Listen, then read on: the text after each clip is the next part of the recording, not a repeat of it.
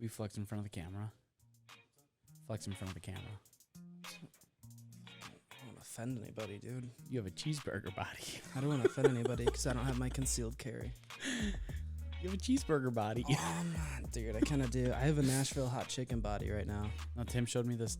I think it was a TikTok this morning. Mm-hmm. And whatever, this couple, and the guy was like, yeah, you start flexing. And it's like, yeah, I've been working out for 3 days. Can't you tell? And she's like, you still have a cheeseburger body.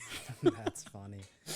I don't know why that reminded me of this meme I saw the other day. It was like this girl at the doctor, and she gets Botox, and she goes, do I look younger? And the doctor goes, no, you look like someone your age who just got Botox. Just a way to fucking kill someone's ego. Yeah. Yikes. Can you guess what I'm drinking right now? If you didn't, assuming, let's just pretend that you didn't see me just make this in my kitchen about 20 feet to my left. Oh God. Probably banana nut bread, Redcon 1 protein powder. You probably have a cinnamon zin in your mouth.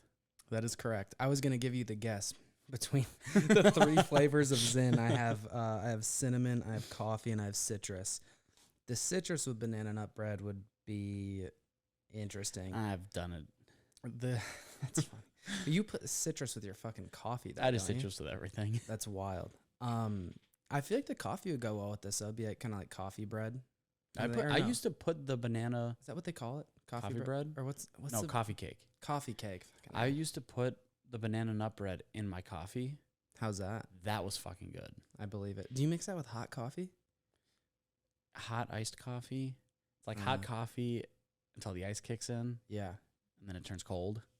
Do you drink coffee in hot weather? Because it was 90 the other day, and it was humid as hell too. The feel like temperature was 108 yesterday. Was it really? I mean, I believe it. Yeah. Right when I walked outside, I was sweating. Yeah, brutal. Yeah. What did you ask me? If and we're not on shrooms right now, by the way, or hot, completely sober today. I asked if you can drink hot coffee when it's really hot out. I don't drink hot coffee. So I always make it iced coffee. But like when you put ice in your hot coffee, though, it's like more kind of room It's temp. lukewarm. Yeah. Yeah. See, I don't love it lukewarm. I like it either hot or iced. It's iced by the time I get to the bottom of it. I mean, that's fair. Just a little bit warm when I start drinking it. So, by the way, yeah, the Redcon 1 protein powder. You can get 20% off on the banana nut bread or any of the other flavors they have. 24 grams of protein, 130 calories. This is the MRE light protein powder. This is my personal favorite. So I actually got the You got the whey protein in? I got the whey isolate, which is good. I think it's 130 calories. Okay. What flavor did you get? That one is cookies and cream. They don't have as many flavors in their whey, right? But also, what was the meal replacement one? Was that one like 500 calories or something It's like that? 530 calories. Okay. So that one is probably my least favorite. Yeah. It's not a chalky flavor, Mm-hmm. but you actually have to, if like I put it in an actual blender Yeah. and it tastes much better there. There's so much powder. It's like 4 scoops for a serving. Oh, okay. So actually more times than not, I'll just do 2 scoops. Mm-hmm. But because of how thick it is, like you need an actual blender. Yeah, I feel like you'd need to have an actual blender. You probably want to put like some fruit or something in there so it's not super chalky. I'll do like I'll make that like a mass gainer shake essentially. Uh-huh. Like I'll put oats in there. I'll put a bunch of eggs, and that's literally like my shake yesterday was a cup of oats, 4 scoops of that, and 6 eggs. Okay. And we talk about fucking. Yeah. You gave me a scoop of the mass gainer, and I still haven't had it because my total calories right now are like 2,500. That would be a fourth of your calories. Yeah. So I was like, do I really want that? Like, that's not going to fit. If I was bulking, 100%. Absolutely. Yeah. But because it can be really hard to hit your calories when you're trying to still eat like mostly whole natural foods. And that's where I'm at right now. Yeah. Just pack on size. Yep. I've kind of tapered off. I went from 3 pounds a week. Yeah. I'm down more like half a pound a gain a week right now. Mm-hmm. So I'll kind of try and maintain that as long as possible. Yeah. I mean, that's a good rate. Honestly, that's about what I do. And right now I'm going through my cut. I pushed my meat back from October to I mean, we'll see. Maybe like February, March. What I want to do is I want to cut down to about 193, and then I can kind of bulk going into the next meet. And so I'll kind of see When would where that I'm bulk at. start? Probably like a month out. Okay. And then I can be a little bit more aggressive, like especially my hardest weeks of training, and then I can kind of eat around maintenance and maybe a slight surplus going into the meet, Leading into it. depending on where my weight's at, right? Because you were in a cut going into this last meet, weren't you? I was maintaining. You were maintaining. And I'd like to go into one at a bulk, just in a bulk, just to see how much different I feel. But I don't know how I'm feeling about thick boy summer next year. So I don't know if I'll continue that bulk or maybe I'll go back into a cut, because I'll bulk back up to like 196 to 198.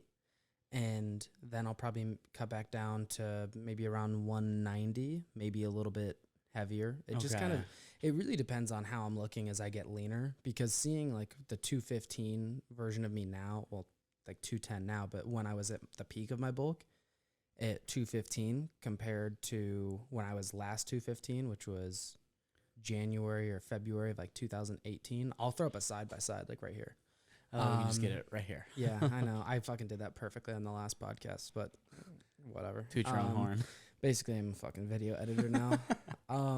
But yeah, I'll probably just, I don't know. I think I'm going to be a lot leaner at a higher body, or I should say as lean at like maybe 190 that I used to be at maybe like low 180s. So I'm excited to see just where I end up in terms of body fat when I'm around the low 190s. I think Fat Boy Summer was a one and done kind of thing. Yeah, I think so too. Because like I think my next show is gonna be like Thick Boy Summer. By the way. Thick Boy Summer, Fat Boy Summer. It turned from Thick Boy Summer to Fat Boy Summer. No, it turned into Thick Bitch Summer. So it's gender neutral. Gender neutral. Yep. Guys are bitches too. Yeah, we're all bitches. We're all bitches. It's fine. No, but like the idea to do my show in May was like, okay, well I'll cut and I'll be lean for summer. And then I put on weight so fast, so then I'm like, you know what, fuck it. I just got to embrace it. Next show, I'm probably going to do it a little bit later, maybe like June or July. You want to be in prep during summer, though? Middle of June, maybe? Maybe just have a better reverse diet next year. Yeah, I don't know. Well, when's the, what's the show called? Something The Jordan Cup? Yeah. When is that? That's in November. Okay. I think end of November. So, I mean, it might be nice to have some space between shows, to be honest. So I was thinking about, they have a Viking bodybuilding show in Minnesota. So I was thinking, and apparently it's a super big show. So I was thinking about, and that's in October, I think. So I was thinking about maybe having that be my second show next year. I got to sit down and actually look at all the shows and see what's going to make the most sense, but... Yeah, and kind of get a game plan together after that. Yeah, Fat Boy Summer, Thick Boy Summer, Thick Bitch Summer, whatever you want to call it. Whatever, yeah. I think we missed our opportunity to make T-shirts. We did. We'll get a merch team at some point. Speaking of, we have our new tanks we're wearing right now. My titties are hanging out. I know. I look better in mine, but it's not a big deal. They say RPE Send It. We talked about that on the last podcast, but We're also on mushrooms. yeah, we were. So that wasn't like a super productive conversation. But here are the shirts. But yeah, here they are. This is RPE Send It. We're gonna have we'll probably make some T-shirts of these eventually too. But honestly, at this point, I kind of like what we're doing with our merch. Where I don't know why I said merch like that, but I kind of like what we're doing with it. Where we're kind of just like making things that we like, and where it's like we're not selling anything yet, but we figure maybe we have some shirts that some people end up being like, holy shit, where can I get that? I need to buy it. So once people start asking, then yeah, we'll start getting into that. But until then, we'll just keep making things that we like, and maybe eventually someone else will like it. Hopefully. Yeah, we'll see. If not, we'll have some cool exclusive 5-year plan merch. That in hopefully like 10 years from now will sell for, do I dare say millions? Like, this is the first ever 5-year plan tanks. This one, Zach's sweating this one, and he didn't wash it. I mean, we still have our first T-shirts. We do. Those ones are ugly, man. I mean, that's because they fucked up the thing. Fucked up. I think I fucked it up, but whatever. No, they fucked it up. I gave mine to Angela when she had her meet. So I had a client who had a powerlifting meet. She set a bench state record in her first meet. She tied the squat state record. She's going to beat the squat state record in her next meet for sure. Then she'll set even a higher bench record. Yeah, and then we're going to just keep getting her deadlift up to get close. I think the deadlift record in like so she competed in the 165 weight class, and she weighed 149. So we literally could have done a water cut the day before and competed in the 148s, and if we would have done that, she would have set every state record. Jesus. But I didn't want her to cut going into her first meet. Right. And so we just stayed in the 165s, and she came in second place, and she's 18. First ever 5-year plan athlete. Yep. And the other youngest person in her age group was 23. Jesus. After 23, it was like there were two 25-year-olds, 3 27-year-olds, 2 28-year-olds, 2 30-year-olds, and like a 31-year-old. It's almost like you studied this. I looked at the roster before, and she just fucking smoked them. I mean, that's fucking incredible. Yeah, it was awesome. So she'll have a 5-year plan meet day shirt for her next meet because we'll have those by then. Was it a little called singlets? No, that'll go under the singlet. Yeah. Oh. So hopefully by that point, maybe you'll be selling merch, but if not, she'll have an exclusive 5-year plan shirt. Fuck yeah. We got a 1, 2, 3 podcast today. We haven't done one of those in a while. I know. It's been a hot minute. What's it been? At least a month, right? Oh, at least. If you could lose fat on one part of your body, where would it be?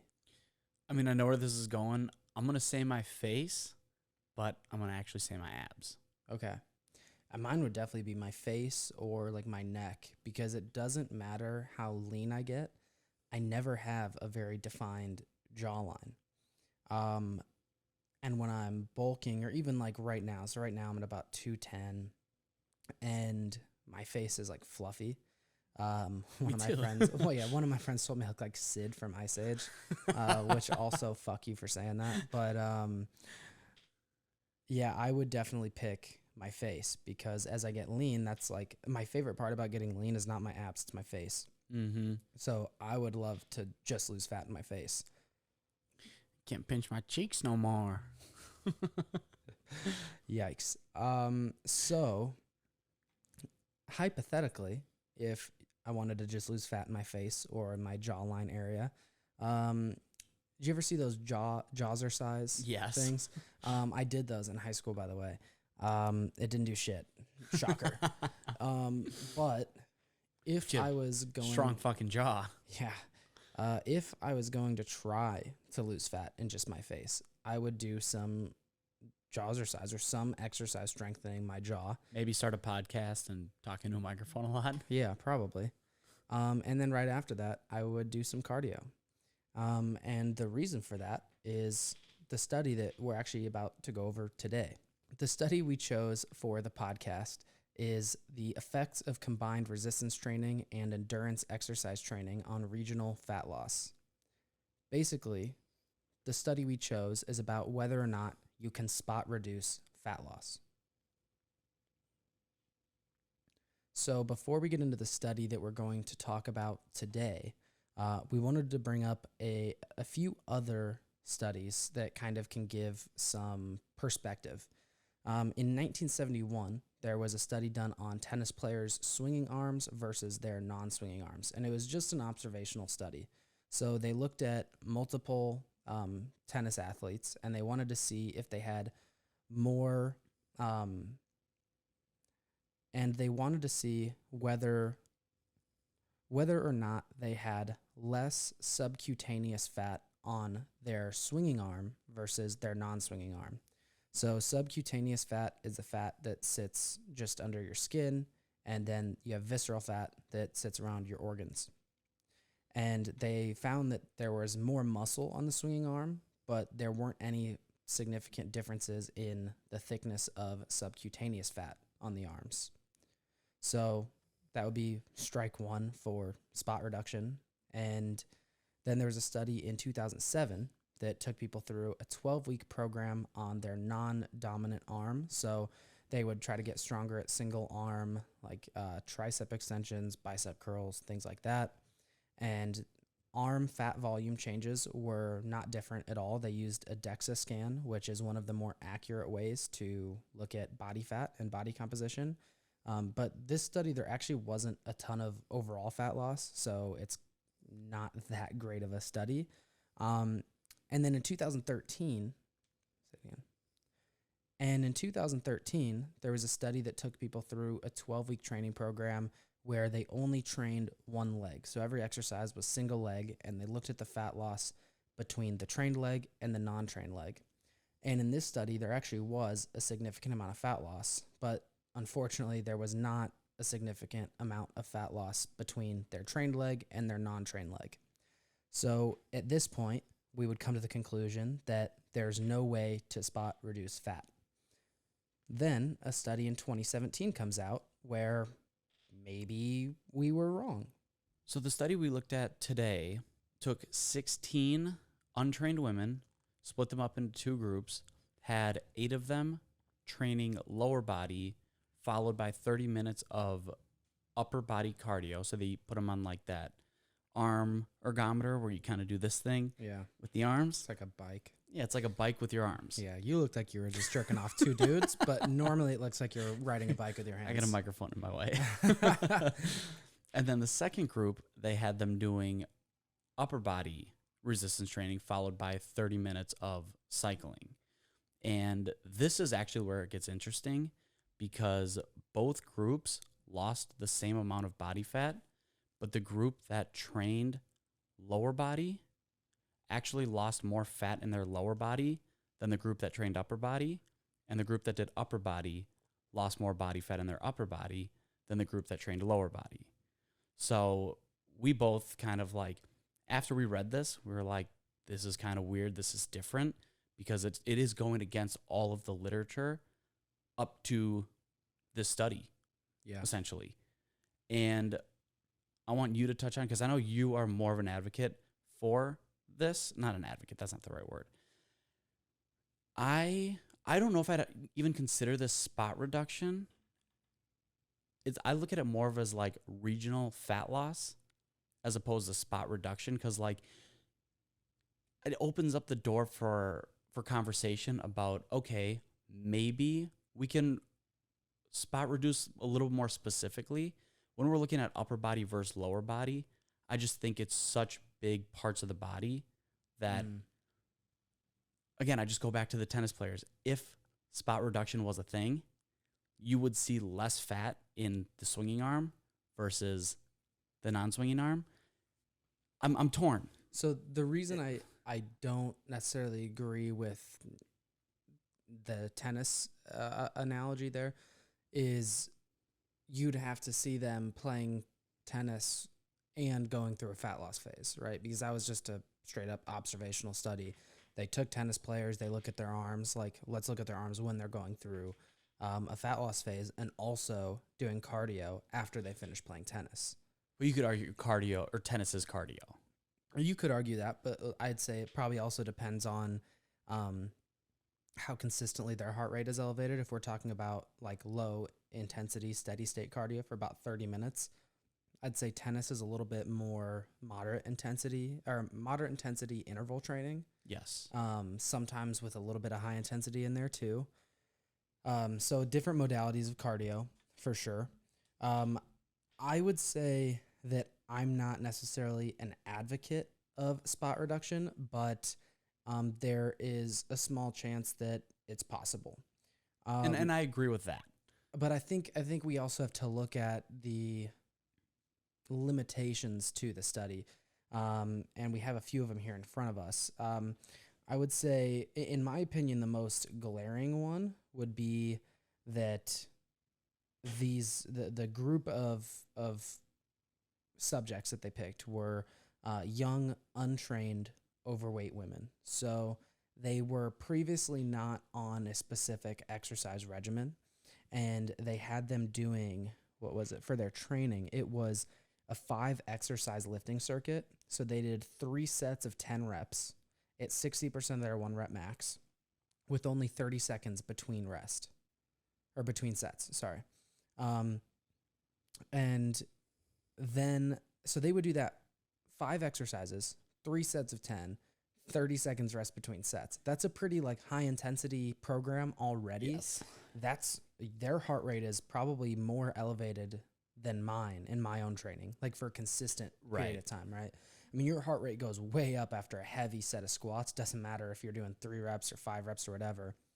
But I'm not sustaining that heart rate with taking 30-second rest intervals. I'm taking 3 to 5 minutes if I'm squatting 3 to 4 reps, right?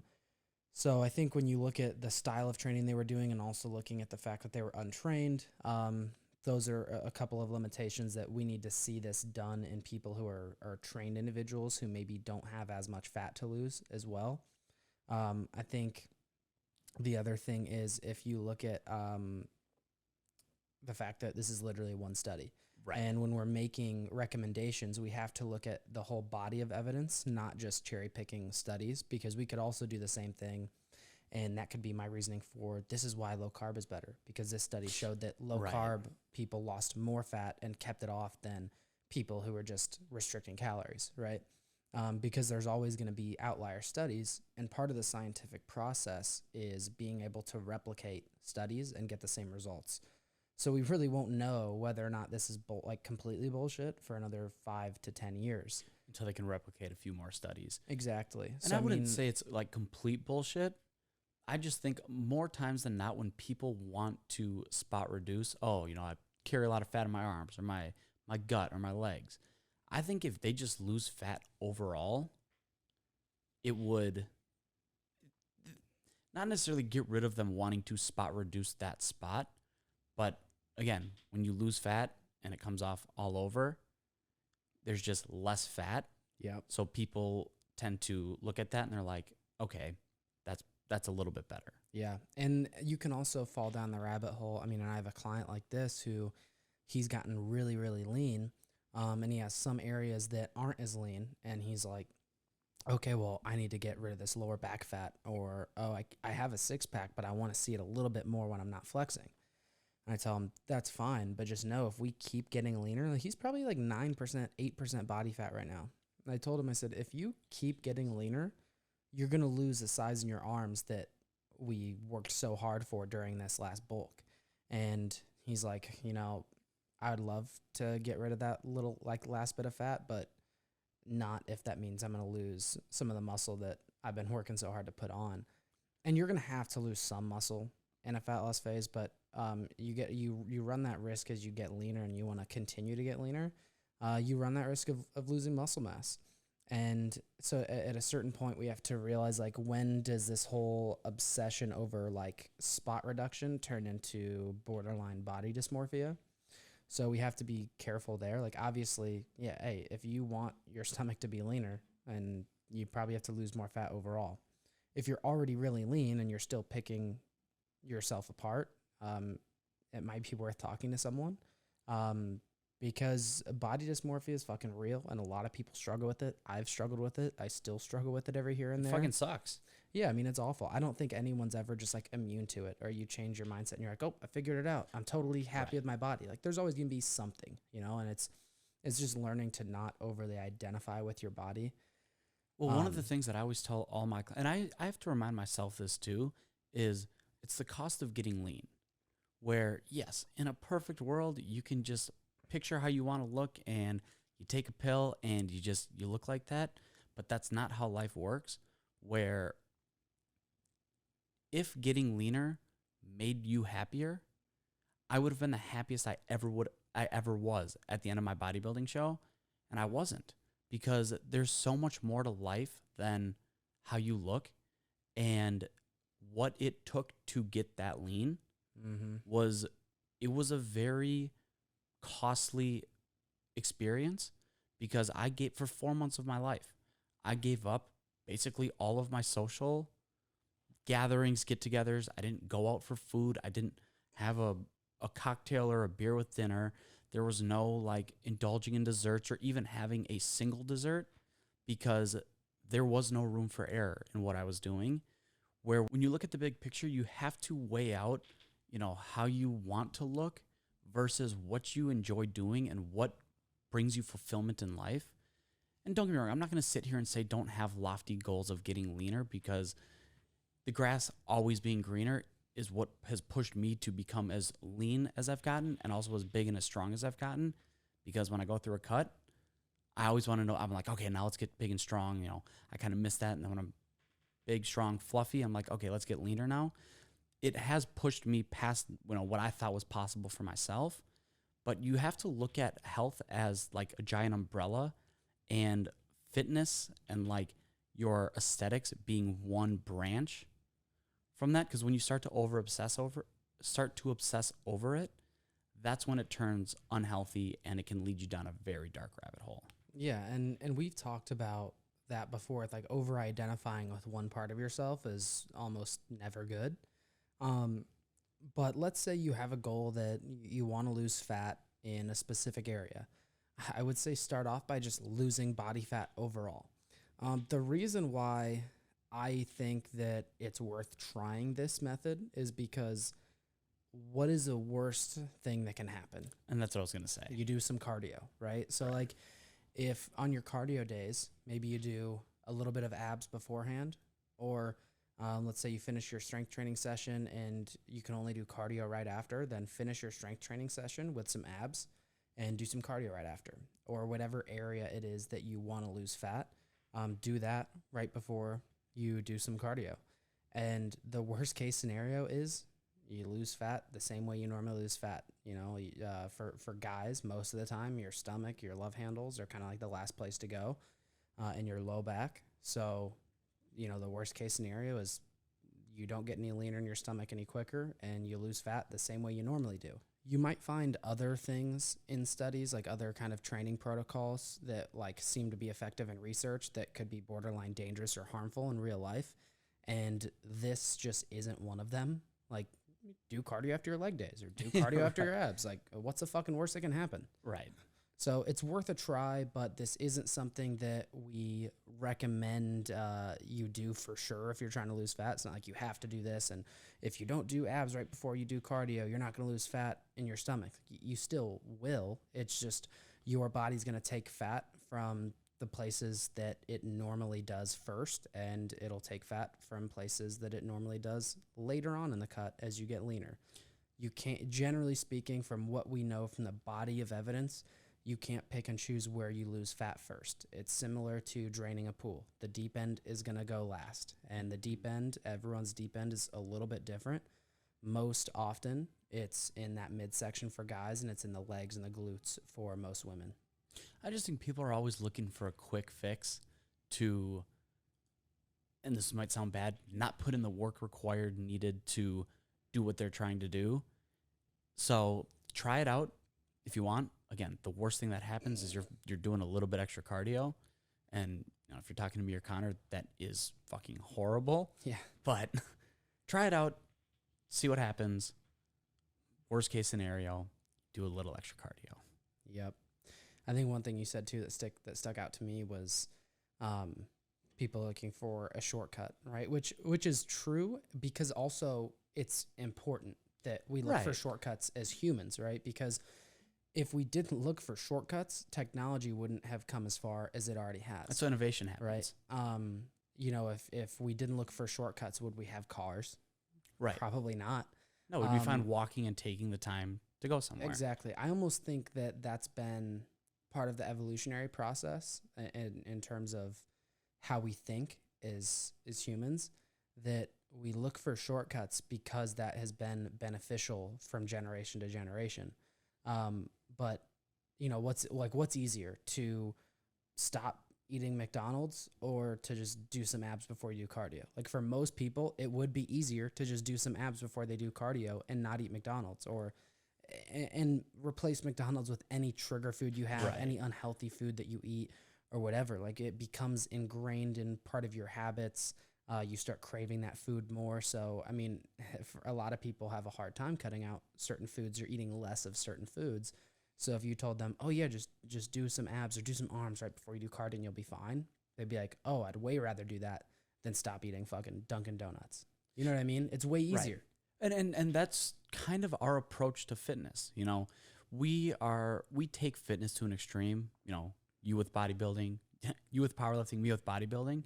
But the message that we try and put out there is you can still enjoy the foods and do the things you like and still achieve a very damn good body. Is it going to be put on the front of a health magazine because you have 12 abs showing and you can see every single vein in your body? No. But again, it's the cost benefit of getting leaner. You can still have a phenomenal looking physique and still be able to enjoy the things you want to do. You just know that you're never going to be able to step on stage for a bodybuilding show, and that's okay. Like before this last show, before Connor told me to do a bodybuilding show, I was okay never stepping on stage, never seeing veins in my abs. And like, you know, you have to look at everything big picture and what's going to bring you fulfillment. All right, should we get into the ideas? Let's do it. Idea 1, learning is great, doing is better. This actually took us about 3 or 4 tries to come up with the right kind of saying, but essentially this means just whenever you want to do something, I mean, you can look at, you know, spirituality, business, fitness, I mean, literally any aspect. A lot of times people don't start because they don't feel like they know enough about what they're doing and they just want to start learning more. I think, you know, this is kind of me like in therapy right now. That for me is like a way that I just kind of procrastinate and never hit the ground running because then I can't fail. You know, when more times than not, once you get going, you could read all the books, you could look at all the literature, but until you dive headfirst into something, you don't know what you don't know. So you might not even know where to start looking, and just getting out there and doing it is going to allow you to, okay, you know, I hit a roadblock. Now I can go and learn. But once you started building that momentum of actually getting out and moving, I'm gonna use bodybuilding as an example. You know, I could have sat and said, you know, I know absolutely nothing about bodybuilding. I'm just, you know, I'm going to wait until I'm comfortable. You know, I can program for myself. I can diet down. I can get all the posing done and everything. But it would have been great to learn it on paper. But until I would have actually like taken a dive head first and like, you know what, I'm going to fucking do this. Okay, where am I hitting a roadblock? Okay, well now I need to outsource. Okay, I don't know shit about posing. I need to go hire a posing coach because he is going to be able to teach me what I need to do. I never would have hired that posing coach if I would not have said, I'm jumping headfirst into this bodybuilding show. Yeah, I mean, I can give you 3 great short examples of why it's true that doing is better. Not to say that you shouldn't learn. You should always be learning, but you learn by doing, right? So the best professor I had in college was the one who had previously owned and started multiple businesses. So I studied business with a focus in entrepreneurship, and most of those professors just studied business, and they were always, once they went through school, they were always professors.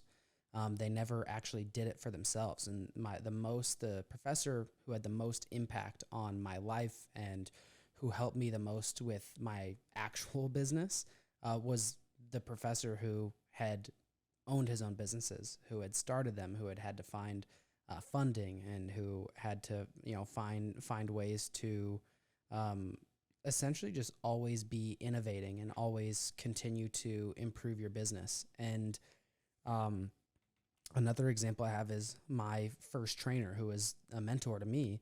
He didn't let me use any templates. A lot of times when trainers start off, their gym or whoever will provide them with templates for certain populations and say, hey, this is great for beginners who are a little bit older, or here's for some more intermediate people or advanced people, whatever. And my trainer for the first 3 years made me write every single program from scratch. And I learned so much through doing that, where now I can write programs a lot more efficiently. They're better programs. Now I actually have templates from all the information that I've gathered through working with clients. And the other thing I learned was that I had to, the other thing I learned was, you know, what exercises work really well for certain populations. What are better accessories to strengthen certain exercises, or to bring out certain body parts or whatever. And you only know that through making programs from scratch and learning that way. And then you can learn to create better templates. I'd even take that one step further. I have a degree in kinesiology. It gave me the background knowledge of what I needed to come into personal training, but it didn't make me a good trainer when I first started. You know, I had to get out, be one-on-one with someone. I had to fuck up. I had to see what didn't work, so then I could figure out what would work or what did end up working. Yeah, I agree. And here's another thing. So we have a lot of people that reach out to us that say they want to get into training or they want to be a trainer, or what should I do, all this stuff. If you would have told me starting off that when I wanted to be a trainer, that I would have to improve my communication skills and go out of my way to learn about communication and persuasion and rhetoric, that I would have to learn how to write and create a website and learn about search engine optimization, and you have to learn how to create content consistently. Then you have to learn how to create content that like doesn't suck, that people actually want to read. Then when you have to do that, you're like, oh, I have to learn how to write for social media. Then I have to learn how to write articles. How do I format headlines? All this stuff. I would have been like, fuck that. I don't want to be a trainer. But if you start by just training people and then you start creating content, then it's like one thing leads to the next and to the next, and you're just building skills over a long period of time. It's a snowball effect. Yeah, and the same is true for just working out, right? You could spend your whole time reading and learning about what's optimal for muscle growth, what's optimal for fat loss, or you could just start and then learn as you go, and you realize like, okay, I'm not losing weight, I'm tracking my calories, okay, so I must not be in a deficit. So then you start Googling how to make that adjustment, and then maybe you're like, okay, I don't need to drop 500 calories from here, maybe I just need to drop a couple hundred, and start there. And you learn as you go, and then you might be like, oh wow, I'm eating the right amount of calories, but my protein's really low. So then you start looking up what are better protein sources, and then you're like, okay, well, I'm not feeling that full. And then you're like, okay, well, you start looking at your macros and then maybe your fiber, like, oh, my fiber's not high enough. And so then you start looking, what are some good high fiber foods? And then you look at all these fruits and vegetables and everything. And then maybe you realize, oh, I'm a little deficient in these vitamins and minerals. And so then maybe you supplement for those, and you just learn as you go. That's the best way to learn, is just by doing. And so you can have the perfect plan on paper, but it doesn't matter if you don't do it, right? That's why messy action is better than perfect planning without action.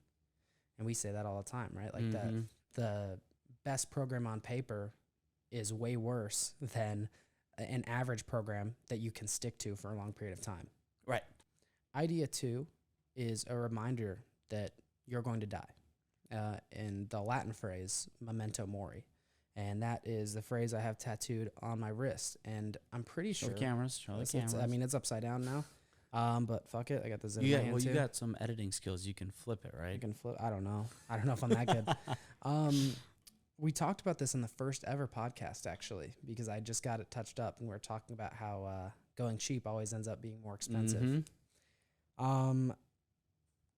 And the reason I wanted this to be our second idea is I've just been thinking a lot recently about death and about dying, and something that gives me perspective. And it sounds kind of fucked up at first, but when I'm really stressed and I have a lot on my plate, I think about how I would feel if, like, my parents just died in a car accident today. And I'm like, and when I say that, it sounds like, what the fuck? That's fucked up, and it is, but let me get to the point. You realize that the things you're stressing over right now would not matter. You'd be like, hey, I'm not doing any of this today. Like, I have to go. Mm-hmm. You go to the hospital or go spend time with your family or whatever. But I just think about that. If a tragedy hit and my parents died, or one of my brothers died or something, like, would any of this shit I'm stressing about matter? And then it kind of just gives me that perspective to realize, like, why am I trying to optimize my life around, like, productivity or whatever the case? And that's like me specifically is, I can get a bunch of shit done during the day. And if there's one thing I didn't do, I'm like, fuck, you're lazy, you're this, you're that. But like, I totally ignore all the good things that I did that day. And so sometimes I just have to get perspective and realize, like, I got a lot of stuff done today, but the reason I didn't get that last task done, that also probably wasn't that important. The reason I didn't get that done is because I wanted to enjoy dinner with Jessie. I wanted to make steaks for her and just enjoy the night. And so to me, then I can look back at that and realize, like, if I knew that, like, tomorrow wasn't promised, and we do know that it's not promised, wouldn't you feel terrible if you had a chance to have, you know, your last meal with your significant other or your parents or whatever, but instead you were like, no, I gotta work. Like, it goes back to that idea of balance, right? And looking at your life as a wheel. And if all I had going for me was career and fitness, but my friendships suck, my relationship sucks, like, mentally, emotionally, I'm not very healthy, then what's the point? It's like, to me, I just think, like, if this was my last day, how would I want to spend it? For me, that's building our business and working on the podcast and getting better at recording podcasts, just like getting better and becoming better over a long period of time. That brings me fulfillment and that makes me happy. But also, like, spending time with Ralphie, with my dog, and spending time with Jessie, and you know, going out to dinner, making dinner, going to Bears games with my parents. Like, those things are also important to prioritize. And it's not to say you have to be evenly balanced all the time. But if you're not happy with what you're doing on a day-to-day basis, it's probably time to look in the mirror and remind yourself that you're going to fucking die someday. Mm-hmm. And that could be tomorrow, could be next week, it could be in a month. It could be in 80 years from now. Yeah. But if you were to look back on how you're living today, if you were to die tomorrow and you were looking back on your life, would you be happy with how you were living today? And I can say for myself, in certain areas of my life, it's no. And in other areas, it's an absolutely yes. I'm happy with that. And so I think just remembering that and reflecting on that is helpful, and just kind of centering you and giving you perspective to really focus on the things that are important, and honestly, kind of like disregarding the rest. This has been something that, honestly, for the last, I'd say 6 months of my life, has kind of really hit home. And, you know, the way I look at it is just live life to your fullest, where, again, we talk about this all the time. We get so consumed in work, in the podcast, in reading, and making sure we get our checklist done for the day, and like all this productivity stuff. And like Connor said, if I got a call saying my parents died, I wouldn't give a shit about any of this. I'd be on the next flight home back to Minnesota, and I would be there for my family. And it just, I had to, I'm fucking getting emotional here. I had to take a step back and am I happy with how my life is going right now? And it's not that the answer was no, but again, I took my social life out of the picture for 4 months. And it's not to say that, you need to always be partying and drinking, but I'm a very social creature, and I need to be around other people. And just like looking in the mirror one day and saying like, yes, you did a bodybuilding show. Let's get back to life. Tomorrow is not promised. These friendships that I have made with a lot of my friends come from social aspects. That's how we bond. That's how we become closer. That's how I learn more about who they are as individuals. And just, what? It's a Friday night. I don't need to sit and I don't need to make, a post for Instagram. I don't need to edit the podcast. Let me go down to Old Town and go grab some drinks, grab some dinner, and just forget about all this little stressors that I put so much weight into every day, where it's like, if you can just kind of take one step back, look at the big picture, and it's like, life is not guaranteed. It's something that we take for granted because we go to bed, we wake up the next day, and we keep repeating it. And all of a sudden you see in the news, 24-year-old died, in a car accident or something like that. There are freak things that happen. Life has its way of fucking everything up. And if you try and live this life of work and money and I'm doing everything for me, like, it's not to say that that's wrong, but just getting out there and living life to its fullest, whatever that may be for you. I mean, I'm fucking like, I'm in third person right now. Yeah. But just like spending time with the people that matter and doing things for yourself that are going to make you happy. When I'm on my deathbed, I want to be able to look back and be like, yeah, I fucking did it. Yeah. I never really thought about the concept of death, and I mean like really thought about it until one of my best friends from childhood passed away when I was a junior in college. I had a call from my parents, and one of my best friends that I grew up with had died in a motorcycle accident. And he got a motorcycle and was riding around with friends, and he had a friend who passed away in an accident right in front of him. And he was thinking about getting rid of his motorcycle, and he was like, shit, I might have to give this up. And he had even tweeted, like, after that, like, how precious life is and don't take it for granted and all this. And like 2 weeks later, he passed away. And it just made me think, like, anything can fucking happen, and you don't know what day is your last. And, you know, I was younger, and you don't think about this stuff as much when you're younger, but I hope for most people that it doesn't take someone they love dying to really think about this and realize it. And the way I kind of think of it, it's almost like, you know, when you're driving and you look in the rearview mirror, you see those cop lights turn on, you know, and all of a sudden you look and you're like, oh shit, I'm going 15 over, and you kind of slow down. You look in the rear views, you're using your blinkers and shit when you're turning lanes. And then the cop drives by, and then you go back to doing dumb shit, and you go, you know, you start speeding again, you're cutting people off, whatever. And that's how so many people are living their lives, right? Like something happens and, you know, they get real serious for a second. They question, what am I doing with my life? But then they just go right back to the same old shit, you know? And so like thinking about death and meditating on death is something that, in my opinion, should be a normal practice for most people, because it gives you perspective and reminds you, like, am I doing the things that are important and the things that make me feel fulfilled, or am I just kind of going through the motions of life? On a brighter note, should we get into some questions? Yes, please. All right. Question 1. Is the muscle squeeze or the stretch more important for hypertrophy? So, both. Which one's more important? I don't know that you can necessarily say which one's more important. I'd say if you had to pick one, probably the squeeze. But they're both important, and here's why.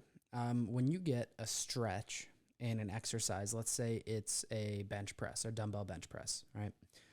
The stretch is when all of the blood is flowing to that muscle.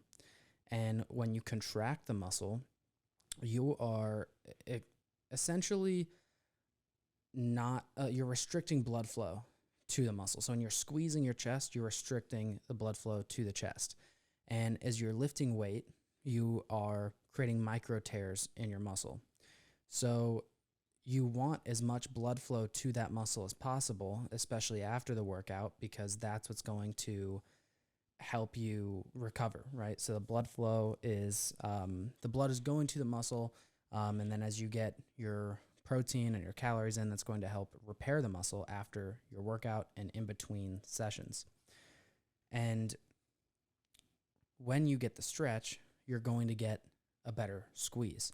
So they kind of go hand in hand. The better stretch, the better squeeze, and the better squeeze you get, the more of a pump you're going to get when you're getting the full stretch. So you want to make sure you're training in a full range of motion most of the time. And there's some times where partial range of motion is not a bad thing. It can actually help improve strength in some exercises. Partial reps can be helpful if you're training to failure on certain exercises, and whatever the case. But generally, you want to train with a full range of motion. And so the stretch gets you the blood flow, and the squeeze helps you make sure that You can also restrict that blood flow so that you get a bunch during the stretch. But also the full range of motion just helps standardize reps, so you know that you're actually getting stronger at that movement and you're not just shortening your range of motion. So like if I'm doing a dumbbell bench press and I come all the way down to my chest height, right, and the dumbbells kind of are around the height of my chest, then I know that if I do that and then I'm locking out at the top and kind of trying to push my biceps into my outer chest and really getting that squeeze, that I know if I add weight the next week, I'm getting stronger. If I just kind of go somewhere around 90 degrees on the way down, number one, I'm not getting the full stretch. And number two, I'm also not going to know whether I got stronger the next week or if maybe my range of motion was a little bit above 90 degrees. So having some way to standardize those reps is super important. And not to mention the longer range of motion, the more time under tension you have, and the more likely you are to also get, when I talk about the pump, there's metabolic tension and metabolic stress. Metabolic tension is adding weight over time, and that's really important for building muscle. And metabolic stress is the pump, and that's also important, but it's not as important as metabolic tension. And you don't know if you're getting stronger unless your reps are standardized. When we're speaking strictly hypertrophy, like Connor said, they do go hand in hand, because we know that a full range of motion in an exercise is going to build more muscle than a half rep. So that stretch at the bottom is forcing you to get into a full range of motion. And I always think bicep curls, especially hypertrophy bicep curls, because most people don't fully extend their elbow at the bottom of a bicep curl. And the squeeze up at the top helps you build that connection to that muscle even more. So one of the big things with hypertrophy is that mind-muscle connection. That's why you see a lot of bodybuilders. They can target specific muscle groups. They can squeeze where they need to squeeze because they have that mind-muscle connection. So being able to get into that full stretch and also that peak contraction up at the top is going to maximize the hypertrophic effects. Question 2. Should I drink protein shakes on days I don't work out? I'm going to say yes and no. Yes, in the sense that even on days that you don't work out, you still want to you still want to hit your protein intake. You want to make sure you're getting an adequate amount of protein. That being said, I would say try and prioritize your protein from foods. You're going to get more of a complete protein, plus all the other nutrients, micronutrients that you will get from the whole foods. So it's not necessarily, I didn't work out today, I'm not going to have a protein shake, but it's making sure you're hitting your protein intake, but trying to get the majority of that from whole natural foods. Yeah, I would agree. And I would say my answer would mostly be like, are you hitting your protein intake with whole natural foods? No? Okay, then have a protein shake. I think if people looked at like a protein shake in the same way they looked at a chicken breast, they wouldn't ask this question, because you wouldn't say, don't eat chicken breast on days you don't work out. So, and I could counter that, because I have friends, this is just because we live in the fitness industry. There are people that think, if I don't work out, I don't need protein. Yeah, and you need protein every day. So yes. If your protein goal is 150 and you're only getting around 120, then a protein shake would be a great idea. If you're already hitting 150 and you just like to have the protein shakes on the days you work out or whatever, then sure, go for it. But a protein shake is really just look at it as another food and not as a supplement. And if you need it to get more protein in that you're not getting from whole foods, then yeah, have a protein shake. I think this one's something that people just overthink a lot. Mm-hmm. Question 3. How do you know if you're overtraining or doing too much in one training session? I've lost 40 pounds since January, but I've developed this feeling that I'm never doing enough in the gym, so I struggle when to take rest days to benefit my training schedule. 5 days on, 1 day off at the moment. So first of all, congrats on losing 40 pounds since January. That's fucking incredible. Yeah, that's amazing. And I think what's important is knowing that you have a feeling that you're not doing enough in the gym.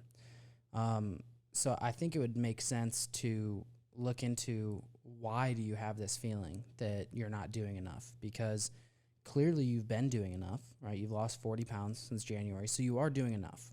And I think when you know you're doing too much is, let's say that you're doing each body part twice a week.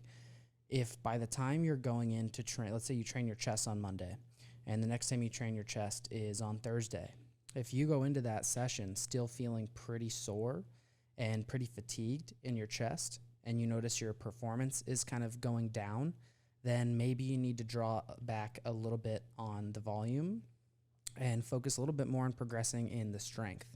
And 5 days on, 1 day off, that's guaranteed like 6 days a week, every week. That's a lot. That's a lot. You're training a lot, and that's okay. 6 days a week is fine. I recommend most people go 3 to 5 times, but you can absolutely train 6 and make great progress as long as your programming is solid.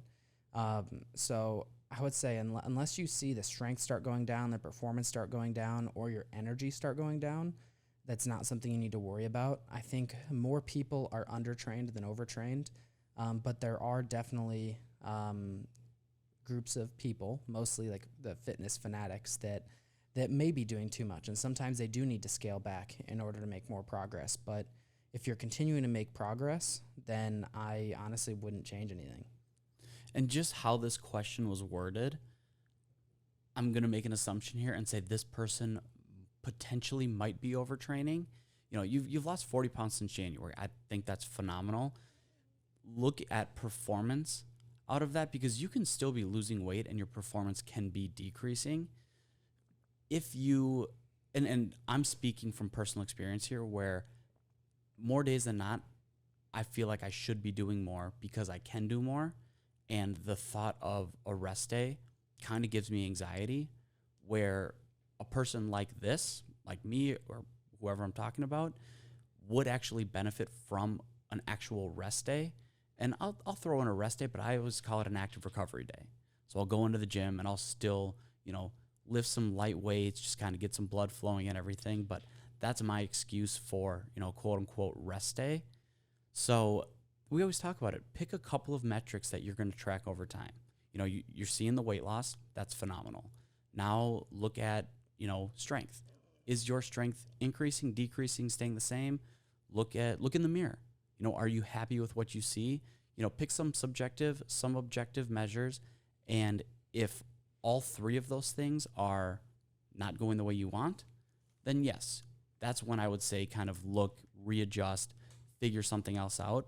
But if at least two or all three of those things are still moving in the right direction, if it ain't broke, don't fix it. If you've lost 40 pounds since January, your progress is probably going to slow down if it hasn't already.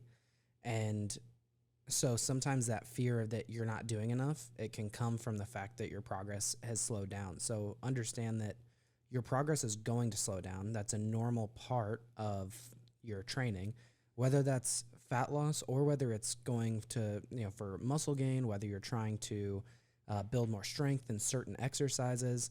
The progress is going to slow down. And you can either take a diet break when that happens or adjust your calories accordingly, but that doesn't mean that you need to do more in the gym. You don't need to do more in the gym because you're not losing enough weight, especially if you're doing 5 days on, 1 day off. If you were only training 2 or 3 times a week, I might recommend some cardio or another strength day or whatever. But understand that feeling, if it's coming from progress slowing down, as long as you're losing 3/4 of a pound to a pound a week, you don't need to change much of anything. I would say if you're going to change something, change the focus. Once you went through that fat loss phase, pick more of a performance or like a strength muscle building phase to go through next, and then get back into another fat loss phase. Thank you for watching this episode of 5-Year Plan. If you like what we're doing here on the show, be sure to like and subscribe. If you want one of your questions answered on a future podcast, you can write into our website at www.5yearplanmedia.com, or you can write into our Instagram page at 5yearplanmedia. You can find me on Instagram at @Z_Condon. And you can find me on Instagram and Twitter at ConnorYoungman_. Peace. See ya.